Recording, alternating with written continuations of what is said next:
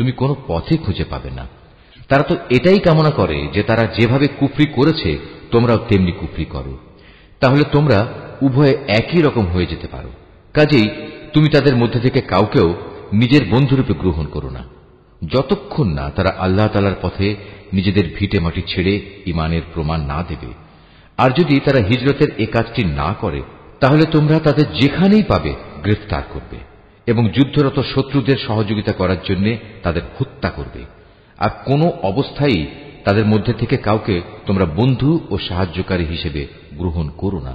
তাদের কথা আলাদা যারা তোমাদের সাথে চুক্তিবদ্ধ কোনো একটি সম্প্রদায়ের সাথে এসে মিলিত হবে।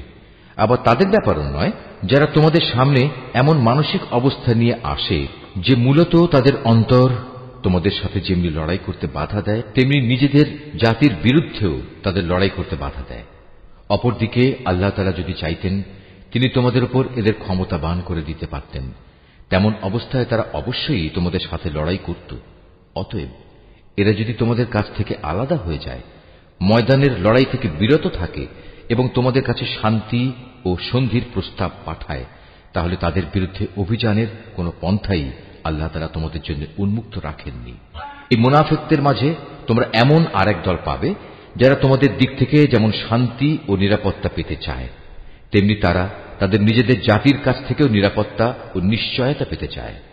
কিন্তু এদের যখনই কোনো বিপর্যয় সৃষ্টির কাজের দিকে ডাক দেয়া হবে, তখন সাথে সাথেই এরা তোমাদের বিরুদ্ধে ঝাঁপিয়ে পড়বে।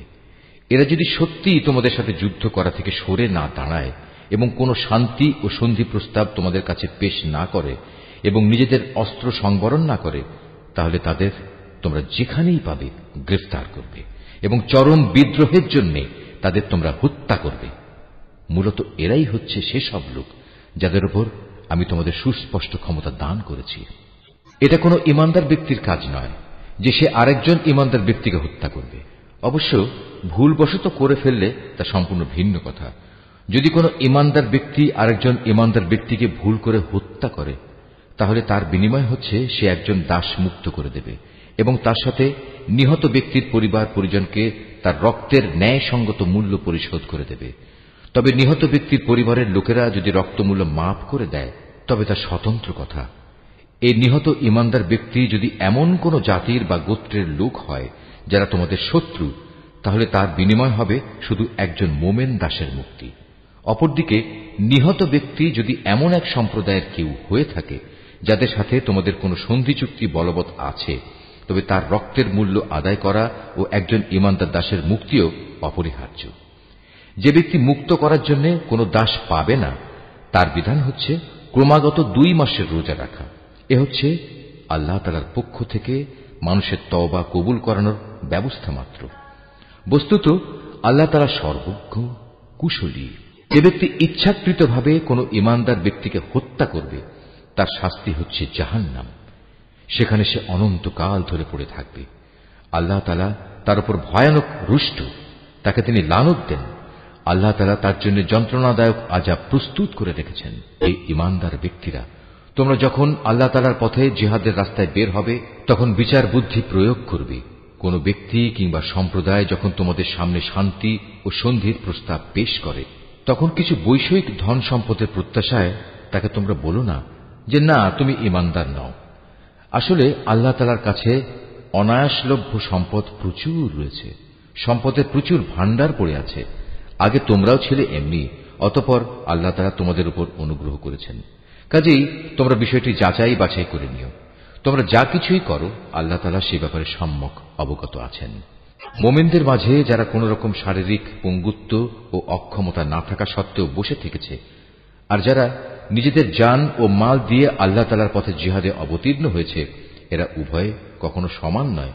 ঘরে বসে থাকা লোকদের তুলনায় ময়দানের মুজাহিদদের, যারা নিজেদের জান মাল দিয়ে আল্লাহ তাআলার পথে জিহাদ করেছে, আল্লাহ তাআলা তাদের উঁচু মর্যাদা দান করেছেন। জিহাদ তখনও ফরজ ঘোষিত না হওয়ায় এদের সবার জন্য আল্লাহ তাআলা উত্তম পুরস্কারের ওয়াদা করেছেন। কিন্তু এটা ঠিক, আল্লাহ তাআলা ঘরে বসে থাকা লোকদের উপর সংগ্রামরত ময়দানের মুজাহিদদের অনেক শ্রেষ্ঠত্ব দান করেছেন। এই মর্যাদা দেয়া হয়েছে স্বয়ং আল্লাহ তাআলার পক্ষ থেকেই। এর সাথে রয়েছে তার ক্ষমা ও দয়া। মূলত আল্লাহ তাআলা বড় ক্ষমাশীল ও অতীব দয়ালু। যারা নিজেদের উপর জুলুম করেছিল তাদের প্রাণ কেড়ে নেওয়ার সময় মওতের ফেরেশতারা যখন তাদের জিজ্ঞেস করবে, বলতো এর আগে সেখানে তোমরা কিভাবে ছিলে? তারা বলবে, আমরা দুনিয়ায় দুর্বল ও অক্ষম ছিলাম। ফেরেশতারা বলবে, কেন তোমাদের জন্য আল্লাহর এই জমিন কি প্রশস্ত ছিল না? তোমরা ইচ্ছে করলে যেখানে চলে যেতে পারতে। আসলে এরা হচ্ছে অপরাধী, এরা হচ্ছে সেসব লোক যাদের আবাসস্থল হচ্ছে জাহান্নাম, আর তা কত নিকৃষ্টতম আবাস। তবে সেসব নারী পুরুষ ও শিশু সন্তান যাদের হিজরত করার মতো শারীরিক শক্তি ছিল না, কোথাও যাওয়ার কোনো উপকরণ ছিল না, তাদের কথা আলাদা। এরা হচ্ছে সেসব মানুষ আল্লাহ তাআলা সম্ভবত যাদের মাফ করে দেবেন। অবশ্যই আল্লাহ তাআলা গুনাহ মোচনকারী ও পরম ক্ষমাশীল। আর যে কেউই আল্লাহ তাআলার পথে হিজরত করবে সে অচিরেই আল্লাহ তাআলার জমিনে প্রশস্ত জায়গা ও অগণিত ধন সম্পদ পেয়ে যাবে। যখন কোনো ব্যক্তি আল্লাহ তাআলা ও তার রাসূলের উদ্দেশ্যে হিজরত করার জন্য নিজ বাড়ি থেকে বের হয় এবং এমতাবস্থায় মৃত্যু এসে তাকে গ্রাস করে নেয়, তাহলে তার সে অপূর্ণ হিজরতের পুরস্কার দেওয়ার দায়িত্ব আল্লাহ তাআলার উপর। আল্লাহ তাআলা বড় ক্ষমাশীল ও পরম দয়ালু। তোমরা যখন সফরে বের হবে তখন তোমাদের যদি এ আশঙ্কা থাকে যে কাফেররা নামাজের সময় আক্রমণ করে তোমাদের বিপদগ্রস্ত করে ফেলবে, তাহলে সে অবস্থায় তোমরা যদি তোমাদের নামাজ সংক্ষিপ্ত করে নাও তাতে তোমাদের কোনোই দোষ নেই। নিঃসন্দেহে কাফেররা হচ্ছে তোমাদের প্রকাশ্যতম দুশমন। নবী, তুমি যখন মুসলমানদের মাঝে অবস্থান করবে এবং যুদ্ধাবস্থায় যখন তুমি তাদের ইমামতির জন্য নামাজে দাঁড়াবে, তখন যেন তাদের একদল লোক তোমার সাথে নামাজে দাঁড়ায় এবং তারা যেন তাদের অস্ত্র সাথে নিয়ে সতর্ক থাকে। অতঃপর তারা যখন নামাজের সিজদা সম্পন্ন করে নেবে তখন তারা তোমাদের পেছনে থাকবে। দ্বিতীয় দল যারা নামাজ তখনও পড়েনি তারা তোমার সাথে এসে নামাজ আদায় করবে, কিন্তু সর্বাবস্থায় তারা যেন সতর্কতা অবলম্বন করে এবং সশস্ত্র অবস্থায় থাকে। কারণ কাফেররা তো এই সুযোগটুকুই চায় যে যদি তোমরা তোমাদের মাল সামানা ও অস্ত্রশস্ত্র সম্পর্কে একটু অসাবধান হয়ে যাও, যাতে তারা তোমাদের উপর আকস্মিকভাবে ঝাঁপিয়ে পড়তে পারে। অবশ্য অতিরিক্ত বৃষ্টি বাদলের জন্য যদি তোমাদের কষ্ট হয় কিংবা শারীরিকভাবে তোমরা যদি অসুস্থ হও, তাহলে কিছুক্ষণের জন্য তোমরা অস্ত্র রেখে দিতে পারো, কিন্তু অস্ত্র রেখে দিলেও তোমরা কিন্তু নিজেদের সাবধানতা বজায় রাখবে। অবশ্যই আল্লাহ তাআলা কাফেরদের জন্য এক অপমানকর আযাব নির্দিষ্ট করে রেখেছেন।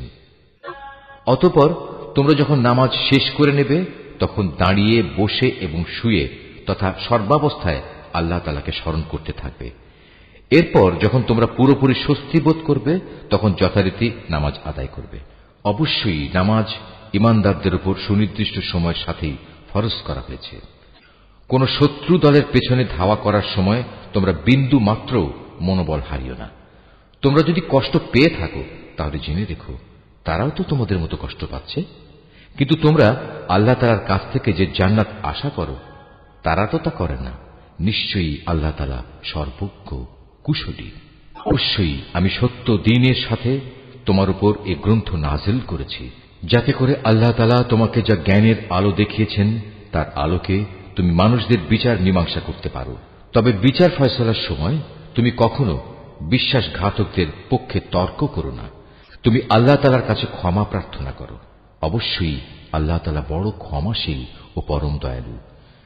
যারা নিজেদের সাথে বিশ্বাসঘাতকতা করে তুমি কখনো এমন সব লোকের পক্ষে কথা বলো না, কেননা আল্লাহ তাআলা এই পাপিষ্ঠ বিশ্বাসঘাতকদের কখনো পছন্দ করেন না।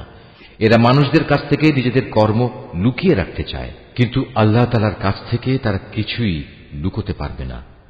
আল্লাহ তাআলা তো হচ্ছেন সেই মহান সত্তা যিনি রাতের অন্ধকারে তিনি যেসব কথা বা কাজ পছন্দ করেন না এমন সব বিষয়ে যখন এরা সলা পরামর্শ করে তখনও তিনি তাদের সাথেই থাকেন। এরা যা কিছু করে তা সম্পূর্ণ আল্লাহ তাআলার জ্ঞানের পরিধির আওতাধীন। হ্যাঁ, এরাই হচ্ছে সেসব লোক যাদের সঠিক ঘটনা না জানার কারণে দুনিয়ার জীবনে তোমরা যাদের পক্ষে তর্ক করেছ, কিন্তু কিয়ামতের দিনে আল্লাহ তাআলার সামনে কে তাদের পক্ষে কথা বলবে কিংবা সেদিন কে তাদের উপর অভিভাবক হবে? যে ব্যক্তি গুনাহের কাজ করে অথবা গুনাহ করে নিজের উপর নিজেই অবিচার করে, অতঃপর এজন্য যখন সে আল্লাহ তাআলার কাছে ক্ষমা প্রার্থনা করে তখন সে অবশ্যই আল্লাহ তাআলাকে পরম ক্ষমাশীল ও অতীব দয়ালু হিসাবে পাবে। যে ব্যক্তি কোনো গুনাহের কাজ করল সে কিন্তু এর দ্বারা নিজেই নিজের ক্ষতি সাধন করল। আল্লাহ তাআলা সবকিছুই জানেন, তিনি কুশলী। যে ব্যক্তি একটি অন্যায় কিংবা পাপ কাজ করল কিন্তু সে দোষ চাপিয়ে দিল একজন নির্দোষ ব্যক্তির ওপর, এ কাজের ফলে সে প্রকারান্তরে সাংঘাতিক একটা অপবাদ ও জঘন্য গুনাহের বোঝা নিজের ঘাড়ে উঠিয়ে নিল। এ পরিস্থিতিতে যদি তোমার উপর আল্লাহ তাআলার অনুগ্রহ ও দয়া না থাকত, তাহলে এদের একদল লোক তো তোমাকে প্রায় ভুল পথে পরিচালিত করেই ফেলেছিল।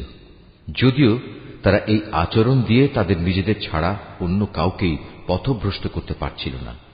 অবশ্য তাদের এই প্রতারণামূলক কাজ দ্বারা তারা তোমার কোনোই ক্ষতি সাধন করতে সক্ষম হতো না, কারণ আল্লাহ তাআলা তাঁর গ্রন্থ ও সে গ্রন্থলব্ধ কলা কৌশল তোমার উপর নাজিল করেছেন এবং তিনি তোমাকে এমন সব কিছুর জ্ঞান শিক্ষা দিয়েছেন যা আগে তোমার জানা ছিল না। তোমার উপর আল্লাহ তাআলার অনুগ্রহ ছিল অনেক বড়।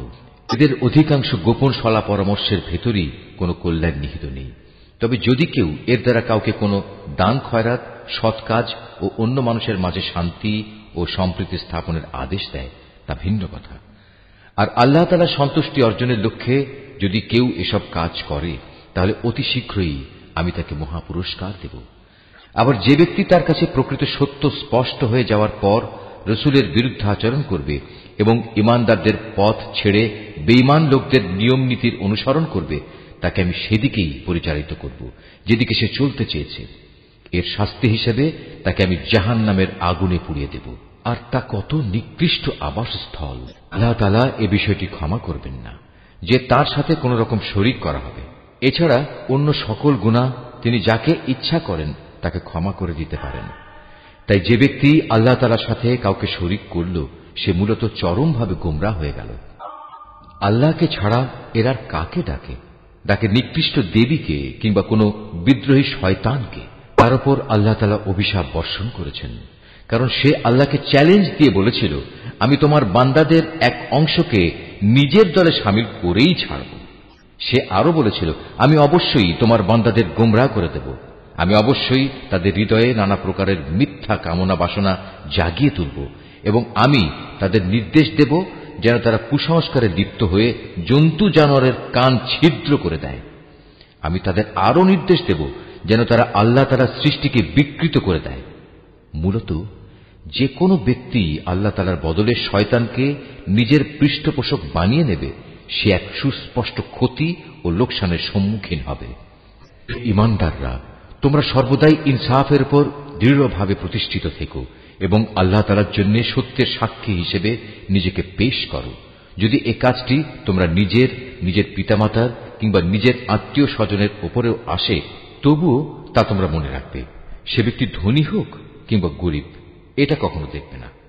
কেননা তাদের উভয়ের চাইতে আল্লাহ তাআলার অধিকার অনেক বেশি। অতএব তুমি কখনো ন্যায় বিচার করতে নিজের খেয়াল খুশির অনুসরণ করো না।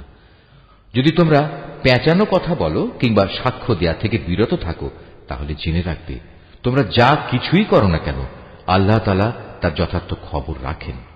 হে ঈমানদার ব্যক্তিরা, তোমরা ঈমান আনো আল্লাহর উপর, তার রসুলের উপর, সে কিতাবের উপর যা আল্লাহ তাআলা তার রসুলের উপর নাজিল করেছেন এবং সেসব কিতাবের উপর যা ইতিপূর্বে তিনি নাজিল করেছেন। আর যে ব্যক্তি আল্লাহ তাআলাকে অস্বীকার করল তার ফেরেশতাদের, তার পাঠানো কিতাবসমূহ, তার নবী রসুলদের ও পরকাল দিবসকে, বুঝতে হবে সে ভীষণভাবে পথভ্রষ্ট হয়ে গেছে। যারা একবার ঈমান আনলো আবার কুফরি করল, কিছুদিন পর আবার ঈমান আনলো, এরপর সুযোগ বুঝে আবার কাফের হয়ে গেল, এরপর কুফরির পরিমাণ তারা দিনে দিনে বাড়িয়ে দিল। ঈমান নিয়ে তামাশা করার এ লোকদের আল্লাহ তাআলা কখনো ক্ষমা করবেন না, না কখনো তিনি এ ব্যক্তিদের সঠিক পথ দেখাবেন। হে নবী, মুনাফিক ব্যক্তিদের তুমি সুসংবাদ দাও যে তাদের জন্য ভয়াবহ আযাব রয়েছে। যারা দুনিয়ার ফায়দার জন্য ঈমানদারদের বদলে কাফেরদের বন্ধু হিসেবে গ্রহণ করেছে, তারা কি এর দ্বারা এদের কাছ থেকে কোন রকম মান সম্মানের প্রত্যাশা করে? অথচ সবটুকু মান সম্মান তো আল্লাহ তাআলার জন্যই নির্দিষ্ট। আল্লাহ তাআলা ইতিপূর্বেও এই কিতাবের মাধ্যমে তোমাদের উপর আদেশ নাজিল করেছিলেন যে তোমরা যখন দেখবে কাফেরদের কোন বৈঠকে আল্লাহ তাআলা নাজিল করা কোন আয়াত অস্বীকার করা হচ্ছে এবং তার সাথে ঠাট্টা বিদ্রূপ করা হচ্ছে, তখন তোমরা তাদের সাথে এ ধরনের মজলিসে বসো না, যতক্ষণ না তারা অন্য কোনো আলোচনায় লিপ্ত হয়। এমনটি করলে অবশ্যই তোমরা তো তাদের মতো হয়ে গেলে। জেনে রেখো, আল্লাহ তাআলা অবশ্যই সব কাফের ও মুনাফিকদের জাহান্নামে একত্রিত করে ছাড়বেন। যারা সবসময় তোমাদের শুভ দিনের প্রতীক্ষায় থাকে, যদি আল্লাহ তাআলার অনুগ্রহে তোমাদের বিজয় আসে, তখন এরা কাছে এসে বলবে, কেন আমরা কি এই যুদ্ধে তোমাদের পক্ষে ছিলাম না? আবার যদি কখনো কাফেরদের ভাগে বিজয়ের অংশ লেখা হয়, তাহলে এরা সেখানে গিয়ে বলবে, আমরা কি তোমাদের মুসলমানদের কাছ থেকে রক্ষা করিনি? এমন অবস্থায় শেষ বিচারের দিনেই আল্লাহ তাআলা তোমাদের উভয়ের মাঝে ফয়সালা শুনিয়ে দেবেন, এবং আল্লাহ তাআলা সেদিন মোমেনদের বিরুদ্ধে এ কাফেরদের কোনো অজুহাত পেশ করার পথ অবশিষ্ট রাখবেন না। অবশ্যই মুনাফিকরা আল্লাহ তাআলাকে ধোঁকা দেয়। মূলত এর মাধ্যমে আল্লাহই তাদের প্রতারণায় ফেলে দিচ্ছেন। এরা যখন নামাজে দাঁড়ায় তখন একান্ত আলস্য ভরেই দাঁড়ায়, আর তাও কেবল লোক দেখানোর জন্যই। এরা আল্লাহ তাআলাকে আসলে কমই স্মরণ করে। এরা কুফরি ও ইমানের এ দুটানায় দোদুল্যমান। এরা না এদিকে না ওদিকে। তুমি সে ব্যক্তিকে কখনো সঠিক পথ দেখাতে পারবে না যাকে আল্লাহ তাআলাই গুমরাহ করে দেন। হে ইমানদার বান্দারা, তোমরা ইমানদার ব্যক্তিদের বাদ দিয়ে কাফেরদের নিজেদের বন্ধুরূপে গ্রহণ করো না। তোমরা কি তাদের বন্ধুরূপে গ্রহণ করে আল্লাহ তাআলার কাছে তোমাদের বিরুদ্ধে কোনো সুস্পষ্ট প্রমাণ তুলে দিতে চাও? এ কাফের ও মুনাফিকরা জাহান্নামের সর্বনিম্ন স্তরে অবস্থান করবে। তুমি সেদিন তাদের জন্য কোনো সাহায্যকারী খুঁজে পাবে না। তবে তাদের কথা আলাদা, যারা তওবা করে এবং পরবর্তী জীবন সংশোধন করে নেয়, আল্লাহ তাআলার রশি শক্ত করে ধরে রাখে এবং একমাত্র আল্লাহ তাআলার উদ্দেশ্যেই স্বীয় জীবন বিধান একনিষ্ঠ করে নেবে। এসব লোকেরা অবশ্যই সেদিন বিশ্বাসী বান্দাদের সাথে অবস্থান করবে, আর অচিরেই আল্লাহ তাআলা তার ঈমানদার বান্দাদের বড় ধরনের পুরস্কার দেবেন। তোমরাই বলো, আল্লাহ তাআলা কি খামোখা তোমাদের শাস্তি দেবেন যদি তোমরা তার প্রতি কৃতজ্ঞতা আদায় করো এবং তার উপর ঈমান আনো? বস্তুত আল্লাহ তাআলা হচ্ছেন সর্বোচ্চ পুরস্কার দাতা, সম্যক ওয়াকিবহাল। আল্লাহ তাআলা প্রকাশ্যভাবে মন্দ কথা বলা কখনো পছন্দ করেন না। তবে যে ব্যক্তির উপর অবিচার করা হয়েছে তার কথা আলাদা। আল্লাহ তাআলা ভালোভাবে শোনেন এবং জানেন। ভালো কাজ তোমরা প্রকাশ্যে করো কিংবা তা গোপনে করো, অথবা কোনো মন্দ কাজের জন্য যদি তোমরা ক্ষমা করে দাও, তাহলে তোমরা দেখতে পাবে আল্লাহ তাআলা অতি ক্ষমাশীল ও প্রবল শক্তিমান। সে অভিশপ্ত শয়তান তাদের নানা প্রতিশ্রুতি দেয়, তাদের সামনে মিথ্যা বাসনার মায়াজাল সৃষ্টি করে, আর শয়তান যা প্রতিশ্রুতি দেয় তা হচ্ছে প্রতারণা মাত্র। এরাই হচ্ছে সেসব হতভাগ্য ব্যক্তি যাদের আবাসস্থল হচ্ছে জাহান্নাম, যার আযাব থেকে মুক্তির কোনো পন্থাই তারা খুঁজে পাবে না। অপরদিকে যারা শয়তানের প্রতিশ্রুতি উপেক্ষা করে আল্লাহ তাআলার উপর ঈমান আনবে এবং ভালো কাজ করবে, তাদের আমি অচিরেই এমন এক জান্নাতে প্রবেশ করাবো যার তলদেশ দিয়ে ঝর্ণাধারা বইতে থাকবে।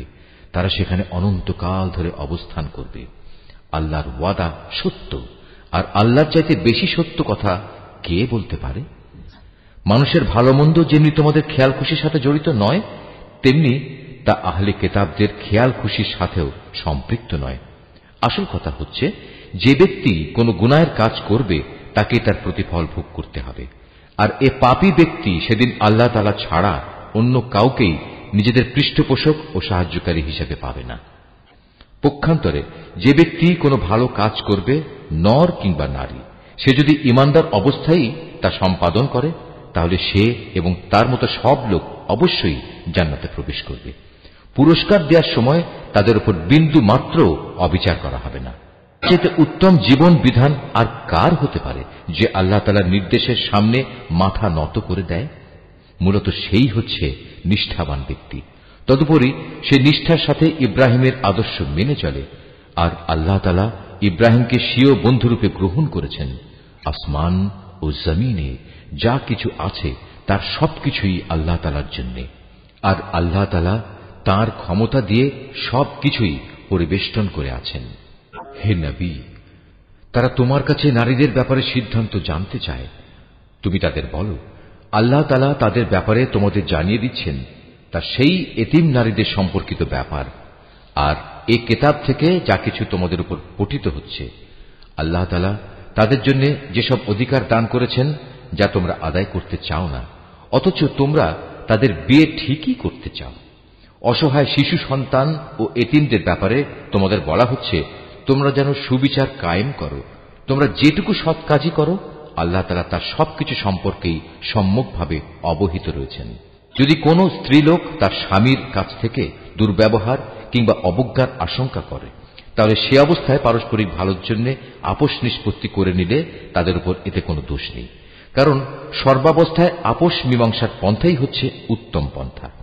কিন্তু সমস্যা হচ্ছে মানুষ আপোষ করতে গেলে লালসার দিকেই বেশি পরিমাণে ধাবিত হয়ে পড়ে। কিন্তু তোমরা যদি সততার পন্থা অবলম্বন করো এবং শয়তানের কাছ থেকে নিজেকে রক্ষা করো, তাহলে সেটাই তোমাদের জন্য ভালো, কারণ আল্লাহ তাআলা তোমাদের সব কর্মকাণ্ড অবলোকন করে থাকেন। তোমরা কখনো একাধিক স্ত্রীদের মাঝে ইনসাফ করতে পারবে না, যদিও মনে প্রাণে তোমরা তা চাইবে। তাই তাদের একজনের দিকে তুমি এমনভাবে ঝুঁকে পড়ো না যে দেখে মনে হবে আরেকজনকে ঝুলন্ত অবস্থায় রেখে দিয়েছ। তোমরা যদি সংশোধনের চেষ্টা করো এবং আল্লাহ তাআলাকে ভয় করো, তাহলে তুমি দেখবে আল্লাহ তাআলা অতি ক্ষমাশীল ও পরম দয়ালু। অতঃপর যদি সত্যি সত্যি তারা একে অপরের কাছ থেকে বিচ্ছিন্ন হয়ে যায়, তাহলে আল্লাহ তাআলা তার ভান্ডার থেকে দান করে তাদের সবাইকে পারস্পরিক মুখাপেক্ষিতা থেকে রেহাই দেবেন। আল্লাহ তাআলা নিঃসন্দেহে প্রাচুর্যময় ও প্রশংসাভাজন। আসমান জমিনে যা কিছু আছে সবই আল্লাহ তাআলার জন্য। তোমাদের আগেও যাদের কাছে কিতাব নাজিল করা হয়েছিল তাদের আমি এই নির্দেশ দিয়েছিলাম যেন তারা আল্লাহ তাআলাকে ভয় করে। আমি তোমাদেরও নির্দেশ দিচ্ছি। আর যদি তোমরা আল্লাহকে অস্বীকার করো তাহলে জেনে রেখো আকাশ পাতালে যা কিছু আছে সবকিছুই তো আল্লাহ তাআলার জন্য। আল্লাহ তাআলা বেনিয়াজ, সব প্রশংসা তাঁরই প্রাপ্য। অবশ্যই আসমান জমিনের সব কয়টি জিনিসের মালিকানা তাঁর। যাবতীয় কর্ম সম্পাদনে আল্লাহ তাআলাই যথেষ্ট। হে মানুষ, তিনি চাইলে যে কোনো সময় জমিনের কর্তৃত্ব থেকে তোমাদের অপসারণ করে অন্য কোনো সম্প্রদায়কে এনে বসিয়ে দিতে পারেন। এ কাজে তিনি অবশ্যই ক্ষমতাবান। তোমাদের মধ্যে যে ব্যক্তি এ দুনিয়াতেই তার পুরস্কার পেতে চায় তার জেনে রাখা উচিত আল্লাহ তাআলার কাছে তো ইহকাল পরকাল এ উভয় কালের পুরস্কারই রয়েছে। আল্লাহ তাআলা তো সবকিছু শোনেন এবং সবকিছুই দেখেন। যারা আল্লাহ তাআলা ও তার রসুলদের অবিশ্বাস করে এবং আল্লাহ তাআলা ও রসুলদের মাঝে এই বলে একটা পার্থক্য করতে চায় যে আমরা রসুলদের কয়েকজনকে স্বীকার করি আবার কয়েকজনকে অস্বীকার করি, এর দ্বারা আসলে এরা নিজেদের জন্য একটা মাঝামাঝি রাস্তা বের করে নিতে চায়।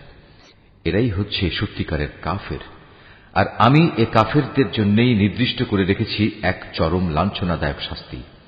অপরদিকে যারা আল্লাহ তাআলা ও তার রসুলের উপর ঈমান আনে এবং তার পাঠানো নবী রসুলদের একজনের সাথে আরেকজনের কোন রকম পার্থক্য করে না, এরাই হচ্ছে সেসব লোক যাদের তিনি অচিরেই অনেক পুরস্কার দান করবেন।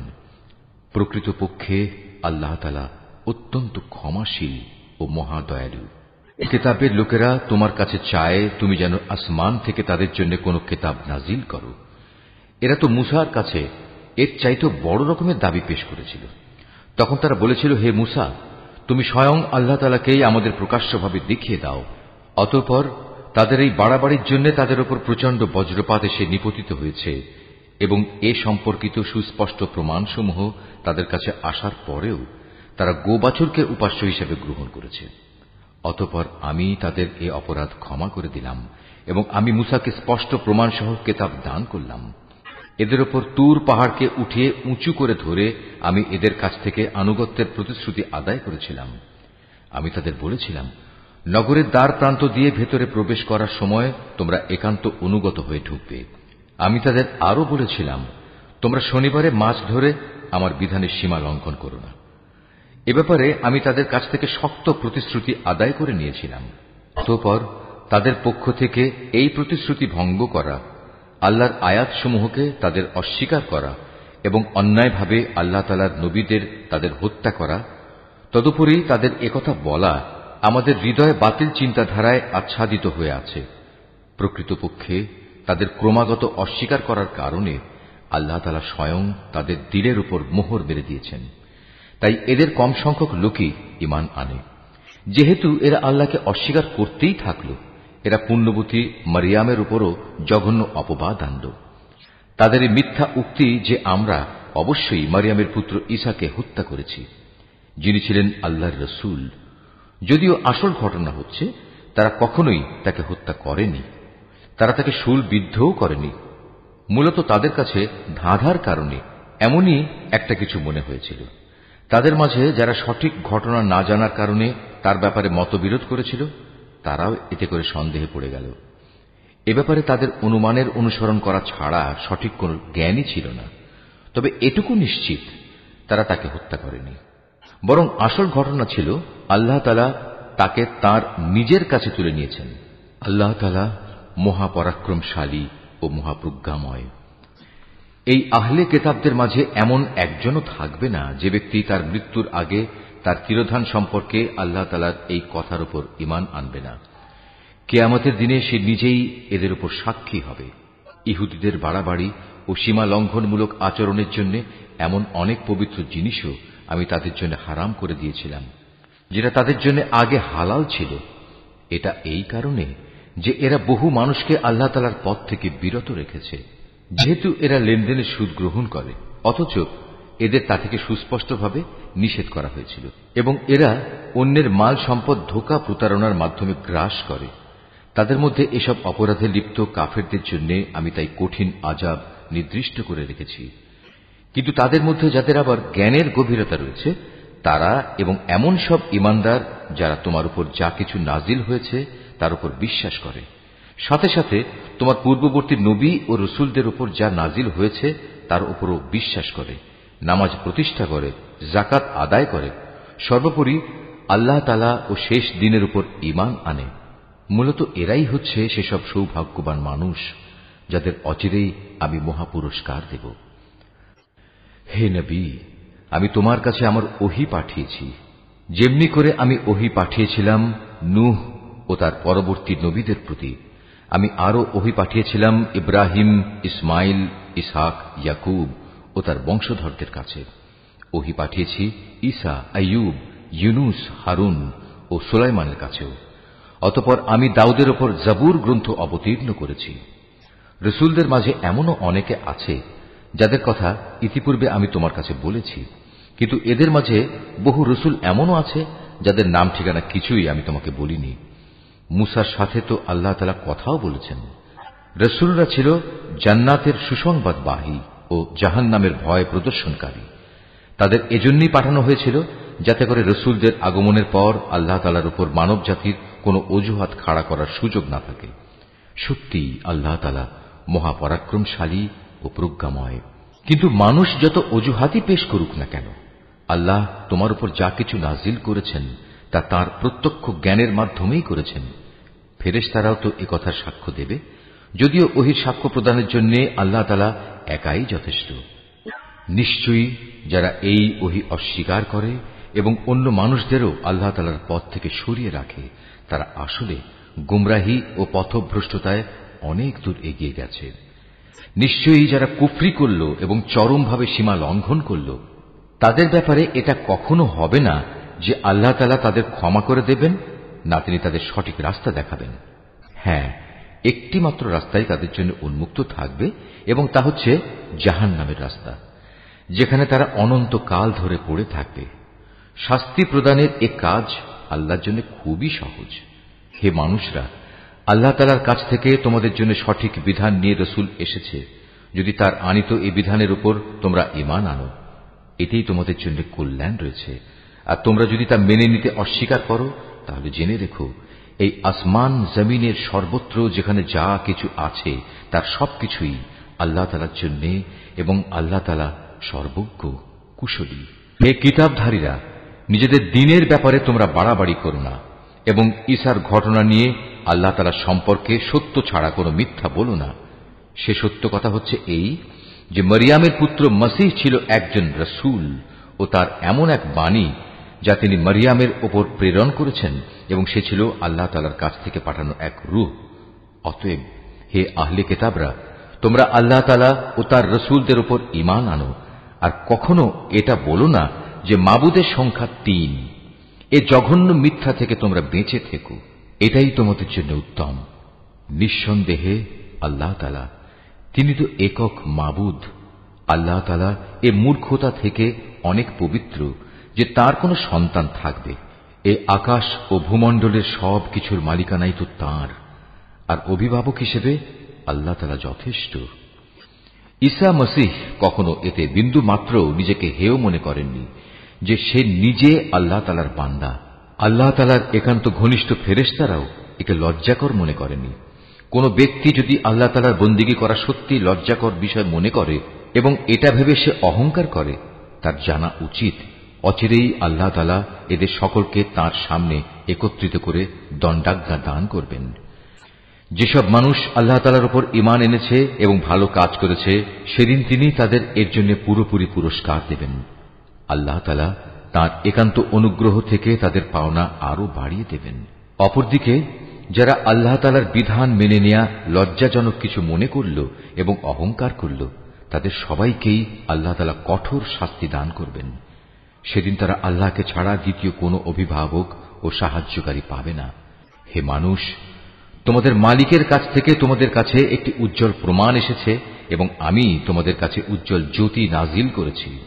অতঃপর যারা সে জ্যোতি দিয়ে ঈমান আনল এবং তাকে শক্ত করে আঁকড়ে ধরল, আল্লাহ তাআলা তাদের অচিরেই তাঁর অফুরন্ত দয়া ও অনুগ্রহে জান্নাতে প্রবেশ করাবেন এবং তাদের তিনি সঠিক পথে পরিচালিত করবেন। হে নবী, তারা তোমার কাছে বিভিন্ন বিষয়ে ফতোয়া জানতে চায়। তুমি বলো, আল্লাহ তাআলা সে ব্যক্তির উত্তরাধিকার সংক্রান্ত ব্যাপারে তোমাদের তার সিদ্ধান্ত জানাচ্ছেন, যার মাতা পিতা কেউই নেই, আবার তার নিজেরও কোনো সন্তান নেই। এ ধরনের কোনো ব্যক্তি যদি মারা যায় এবং সে ব্যক্তি যদি সন্তানহীন হয় এবং তার একটি বোন থাকে, তাহলে সে বোনটি সে মৃত ব্যক্তির পরিত্যক্ত সম্পত্তির অর্ধাংশের মালিক হবে। অপরদিকে সে যদি নিঃসন্তান হয়, তাহলে সে তার বোনের সম্পত্তির উত্তরাধিকারী হবে। আবার যদি তারা দুজন হয়, তাহলে তারা দুই বোন সেই পরিত্যক্ত সম্পত্তির 3 ভাগের 2 ভাগ অংশের মালিক হবে। যদি সে ভাই বোনেরা কয়েকজন হয়, তাহলে মেয়েদের অংশ 1 ভাগ ও পুরুষদের অংশ 2 ভাগ হবে। আল্লাহ তাআলা উত্তরাধিকারের এ আইন কানুন অত্যন্ত সুস্পষ্টভাবে তোমাদের জন্য বলে দিয়েছেন, যাতে করে মানুষের উদ্ভাবিত বন্টন পদ্ধতিতে তোমরা বিভ্রান্ত হয়ে না পড়ো। আল্লাহ তাআলা সব কিছুর ব্যাপারেই